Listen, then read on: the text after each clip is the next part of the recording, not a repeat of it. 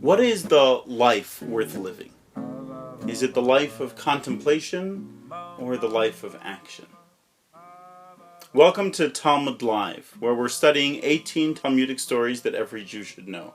It's an initiative of the Bronfman Fellowship's alumni community, where we're studying these Talmudic stories and recording slightly awkward and amateurish YouTube videos as introductions to these great texts. This question of the intellectual life versus the life of action is one that Hannah Arendt explores in her book, The Human Condition.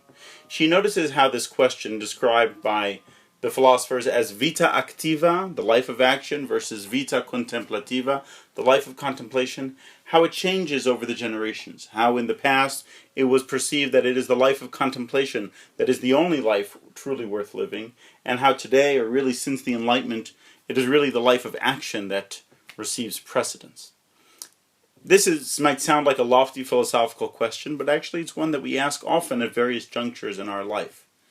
Should I take my medical career towards clinical work with patients, or should I take time for basic science and for research into the antidotes of the future? Should I write that doctorate or go back into the classroom and keep teaching? Should I donate my money to a museum or humanitarian aid? The Talmud asks these same questions and frames it through the Jewish language of Gadol Talmud or Gadol Maaseh. As this question gets explored in philosophical terms, it can often feel dry or even necessary to choose one or the other. And yet, what the Talmud does is it also tells us a story that explores, I believe, exactly this question. It is our story for today, Rabbi Shimon Bar Yochai, and the time that he spends in a cave. Now, this is a well-known story, but it's often only studied for its first half. And what we're going to try and do today is introduce the full gamut of the narrative. Let's talk a little bit about who this person is, Rabbi Shimon Bar Yochai. He's one of our most well-known and important Talmudic rabbis, and he is known as a radical, as an extremist, as a genius who knows a lot, and as an elitist who knows the value of people who truly know and doesn't believe that the people down there deserve too much credit. He's also living in the generation after the failure of the Bar Kokhba revolt. After this revolt, led among others by Rabbi Akiva, forces the Romans to destroy the province of Judea, and Jews have to flee up to the Galilee, to cities like Tzipori and Tiberias, in order to survive and try and prosper within the violent Roman Empire.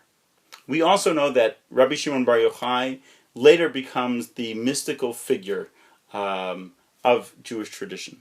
The tradition says that it is in this cave that he and his son Rabbi Elazar achieve the secrets and knowledge that allows him to later write Sefer HaZohar, the most fantastic and deep book of Jewish mysticism that we have today. The story of Rabbi Shimon Bar Yochai that we're going to study has three distinct parts. It opens up with a discussion of the relationship to the Roman Empire, or as the Monty Python skit goes, what have the Romans ever done for us? And 3 or maybe 4 different responses are given to the relationship to the Roman Empire in the generation after the failure of the Bar Kokhba revolt. From there, the story turns to Rabbi Shimon Bar Yochai, who flees from the Romans, first to a Beit Midrash and then to the cave.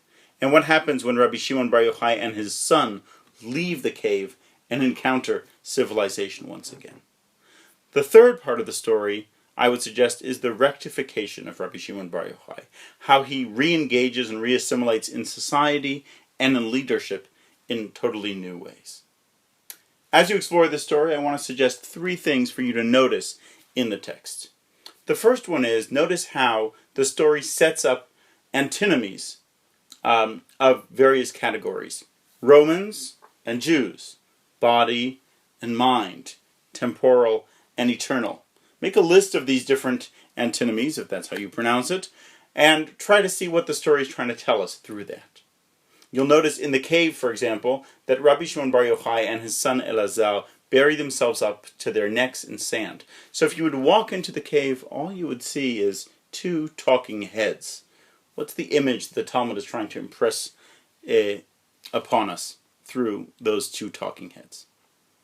Second of all, I want you to notice what I would categorize as the radicalization of Rabbi Shimon Bar Yochai, the slow process that he goes as he goes further and further from not only Romans but Jews, not only enemies but allies, not only civilization but even from nature itself. And ask yourself, is Rabbi Shimon Bar Yochai in this story just a hero, or is he perhaps also a villain? Notice how his cave becomes from heaven into hell, and how this depends on one element that is totally external to Rabbi Shimon Bar Yochai's truth. Finally, I suggest you examine the second half of the story as the rectification, the tikkun of Rabbi Shimon Bar Yochai. This word tikkun, which means in Hebrew founding or fixing, comes up again and again throughout the story. We know it as the famous Jewish word of tikkun olam, and yet at the beginning of the story it is the Romans who are described as doing tikkun.